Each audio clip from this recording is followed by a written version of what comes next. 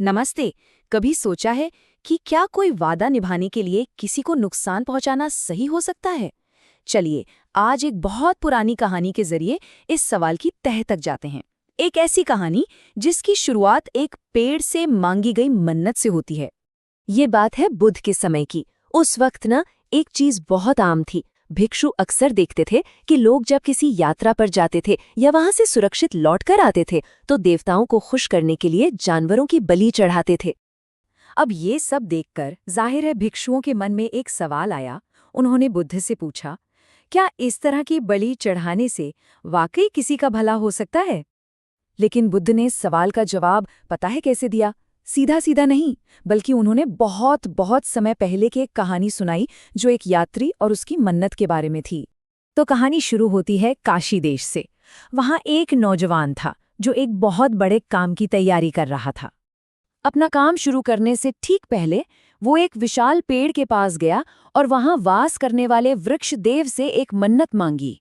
उसने वादा किया कि अगर मेरा ये काम सफल हो गया तो मैं आपका शुक्रिया अदा करने के लिए कई जानवरों की बलि दूंगा। और ये मन्नत मांगकर वो अपनी यात्रा पर निकल पड़ा। और जानते हैं क्या हुआ? उसका काम वाकई में पूरी तरह से सफल हो गया। तो अब आता है कहानी का वो हिस्सा जहां सारी बात उलझती है। वादा पूरा करने की बारी। वो आदमी अपनी मन्नत पूरी करने के लिए वापस उसी पेड़ के पास लौटा। तो उसने क्या किया? उसने कई बेजुबान जानवरों को मार डाला और उन सब की बलि लेकर पहुंच गया उस पेड़ के पास। उसके दिमाग में बस एक ही बात थी, किसी तरह इस मन्नत से, इस वादे से छुटकारा पाना है। और ठीक उसी वक्त जब वो ये सब कर रहा था, एक हैरान करने वाली चीज हुई। उस पेड़ से वृक्षदेव खुद बाहर निकले और उस आदमी के सामने आ गए। अब यहाँ पर ना दो तरह के बंधन की बात हो रही है। इसे समझना बहुत जरूरी है। एक तरफ वो आदमी था जो डर रहा था कि अगर मन्नत पूरी नहीं की तो इसी जन्म में कोई श्राप लग जाएगा। वो बस अपने वादे से छूटना चाहता था। दूसरी तरफ थे वृक्षदेव, जो उस बंधन की बात कर रहे थे, जो इस हिंसा की वजह से उसे अगले जन्म में झेलना पड़ेगा। देव के लिए जरूरी था कि वो आदमी अपने वादे से नहीं, बल्कि अपनी इस मूर्खता भरी मन्नत से आजाद हो। तो फिर वृक्षदेव ने उसे क्या समझाया? उन्होंने जो सिखाया उसे कहा जा सकता है एक मूर्ख की मुक्ति। वृक्षदेव ने साफ साफ कहा, ये एक मूर्ख की मुक्ति है। मतलब तुम जिस तरीके से आजाद होने की कोशिश कर रहे हो वो सरासर नासमझी है। उन्होंने आगे और समझाया, ये एक ऐसी मुक्ति है जो तुम्हें और भी गहरे बंधन में फंसा देगी। सोचिए, एक बंधन से छूटने के लिए वो खुद को एक कहीं ज्यादा बड़े बंधन में जकड़ रहा था।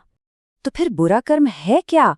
देव ने बहुत ही सीधी सी परिभाषा दी, कोई भी ऐसा काम जो दूसरों के लिए दर्द और तकलीफ की वजह बने वही बुरा कर्म है। और बस यही इस पूरी कहानी का निचोड़ है। देव ने कर्म का सीधा साधा नियम समझाया। तुम अच्छे नतीजे पाने के लिए किसी बुरे काम का सहारा नहीं ले सकते, क्योंकि वो बुरा काम ही तुम्हें भविष्य में दुखों से बांध देगा। अब कहानी तो खत्म हो गई, लेकिन असली बात तो अब आनी थी। बुद्ध ने बताया कि इस पुरानी कहानी का आज से यानी उनके समय से क्या लेना देना है। उस नौजवान पर देव की बातों का गहरा असर हुआ। उसे अपनी गलती समझ आ गई। उसने उसी वक्त बलि रोक दी और कसम खाई कि वो जिंदगी भर किसी भी जीव को नहीं मारेगा।